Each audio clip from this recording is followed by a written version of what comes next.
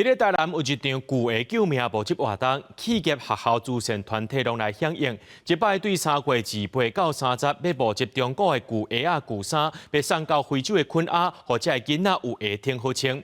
这个活动除了实现着资源循环以外，也显示着台湾有国际援助力量。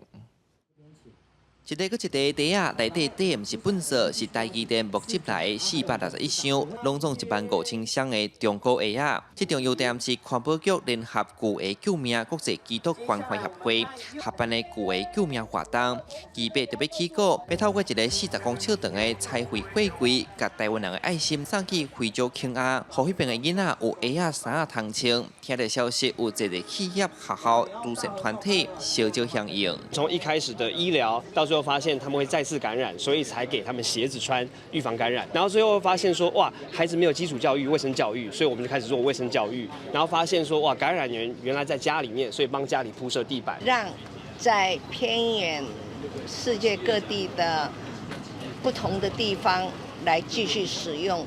所以这个鞋子的价值是蛮大的，它等于是延伸过去。台积电能参与这种活动，蛮正确的思考。环保局是第2档办这项活动，去年募集16栋的鞋啊，29栋衫甲7栋的皮包啊。 今年按算会当募集更较侪，通减少27公吨的废弃物。